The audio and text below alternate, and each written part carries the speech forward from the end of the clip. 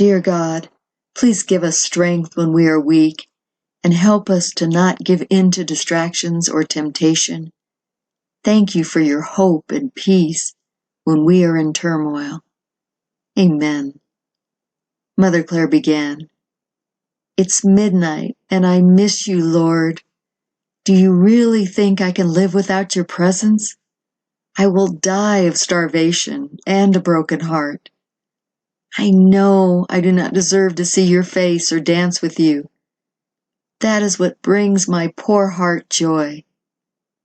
I didn't want to be distracted by music. I just wanted to long for you and maybe sing to you. I miss you. I miss you. I miss you. I think of all the times I have kept you waiting, and I am deeply ashamed. If it were not for your humility, I would never have a chance to see you again. But now I am beginning to feel something that must be a tiny little drop of your loneliness when you pine away from my company, and wait, and wait, and wait, hoping that tomorrow I will respond to your loneliness and keep you company." Jesus began, "Oh, how I long for the company of my bride. I long for her understanding, her compassion and warm, comforting words and deeds of mercy for others who are poor emotionally or materially. When you care for the least of these, truly, beloved, you care for me. I long for you. Oh, my Jesus, I long for you. In the dead of the night, I cry out your name. I long for you."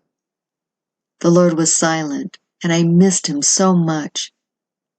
During worship with Terry McAlmon, wow! The Lord danced with me so beautifully. I was in a bridal gown and my train was attached to my wrist, so when we danced, it twirled in the breeze gracefully. I saw his face as well. It felt so good to have his firm but gentle arms around me, guiding me through each move. At one point, I knelt on the floor before him, and he reached down, his hands holding a crown that he placed upon my head. It was a golden crown with symbols on it, a heart and a butterfly with rubies or garnets. I felt that he was saying that together we have transformed hearts. This was the night we prayed for our brothers and sisters who were going out on mission trips. Hearts were equipped and transformed. Now they are going out with Jesus to transform more hearts. The best part of all was that I got to see your face, Lord. The Lord cut into my thoughts. Half of the reason you couldn't see me was a lie, that I was put off by you, and would not reveal myself to you in the way you were longing to see me. A little real worship changed that, my Clare. This is the kind of worship you should enter into. It is very authentic and anointed, and I truly feel worshipped. These were Terry McAlmon's worship songs. "May we start anew? Please?" he entreated me. "Oh, I would love that. May I still see you?" "That depends upon you, your faith and my love for you. Can you sustain the belief that I love you so much that I really want to be with you, dancing?" "If you help me, I can." "Then let's do that. Let's go back to what we had on YouTube in the beginning, because the bride is longing for intimacy, and they will be encouraged to take my hand and dance with me. What if I get jealous?" He said, "My dear, dear Clare, there is no other woman in this world that ministers appreciation to me like you do. You see, you are very unique in how you love and appreciate me, so no one can take your place. You stir the Clare love in me, which is exclusive to you. Others stir their own individual love in me that is unique to them and not duplicated by any other. So there is no competition in heaven. I can be with you and simultaneously be with thousands in their own unique ways. and it never takes away from the love I have for you alone, so there is no need to be jealous. You see, in your world you are limited by space and time, so a man can only be with one woman in a deep relationship and keep it very special and exclusive. But I am not a man that I should be limited by space and time. I can be fully engaged with you and your very unique qualities, and do the same with an infinite number of souls. So you lose nothing. You don't lose any of my affections or time and attention, because only you can stir up the Claire spot in my heart to be with my beloved. Remember the ballroom when I showed to you the reality of all my brides dancing with their Jesus? Yes, I'll never forget what I saw. And yet, my love and attention towards you was never diminished. Do you remember when you became jealous of Faustina when she walked into the room? Oh yes, I was so ashamed because everyone could hear my thoughts. All the nuns at the table knew what was going on inside of me. I couldn't hide it. I laugh now thinking about it, but at the time it was very painful for my flaw to be visible to all. And yet they all responded in love and understanding. No one condemned. I allowed for that lesson. She told you that everyone has experienced those feelings at some time or another.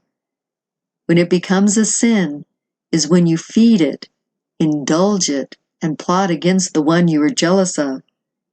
But if you brush it away, renounce it, chastise yourself, and categorically decide against nourishing it, it will go away, and you will not be guilty. How I wish I could communicate to every soul that each of you are priceless and irreplaceable gems that I love with all my heart.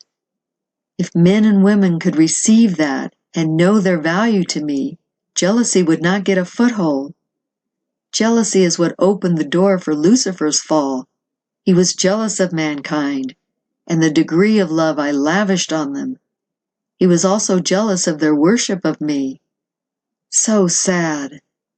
This once beautiful angel has now become an ugly, stinking wretch. He could have had my love and support for eternity, but no, he gave into jealousy because of his pride. Much jealousy is fueled by a lack of knowledge of the beauty of inner self, as well as lack of knowledge of their own personal gifts and destiny.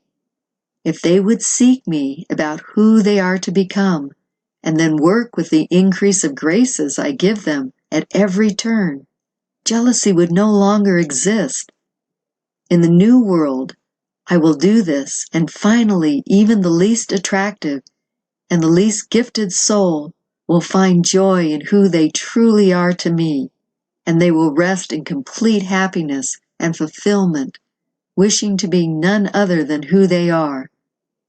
Every soul has unique and exquisite attributes they are unaware of. When they seek me until they find me, I reveal and cultivate them, increasing graces as they use the ones already given. Even the ability to believe in oneself and work the graces to accomplish wonderful things is a gift of grace from me to them as a reward for their efforts and faithfulness. In Lucifer's case, it was pride because the powerful gifts I gave him were not enough. He just wanted my office, and not being God, that was not possible for him. So he set himself against every good thing I created and everyone I loved, and was determined to destroy them through deceit and subterfuge. That is why he turned into the ugliest and meanest of all creatures. I wept over him, Claire, because I knew his destiny. I wept also for the souls and even angels that he convinced into rebellion. You see, the reason some people hate obedience and order is because it has been misused in the past by leaders who are more concerned for themselves than for others. A leader must be willing to joyfully teach his followers how to succeed in the highest realms of what they are capable of, but many leaders are in it for themselves, and anyone that challenges them or appears to be a threat, they will throttle back into subservience. So the victims of this kind of leadership rebel. The world is rife with these kind of parents, teachers, and employers. People become bitter because they were discouraged by someone they looked up to, the one who gave the orders. Such injustice will never get a foothold in my reign. Never. But when a leader genuinely cares, supports, and teaches obedience to their directives, it always turns out for their benefit. It is the saddest thing to see a good leader turn into a protector of self-interest and become competitive with those under them. Always work hard at promoting your people, even when their gifts obviously outshine yours. This is what I want to see from leaders. Take them higher than you can go, and support them with all your heart. Believe in them and sacrifice for them. This is what I did for my apostles. If those in charge acted selflessly, there would not be wounded souls who rebelled. Rather, there would be rivers of water flowing freely to all who hungered for direction in their lives. This is what I want for you, my people. This is how I will run the nations when I return to rule. In the meantime, my beautiful brides, please make the best of it. Be faithful to me and those under your care.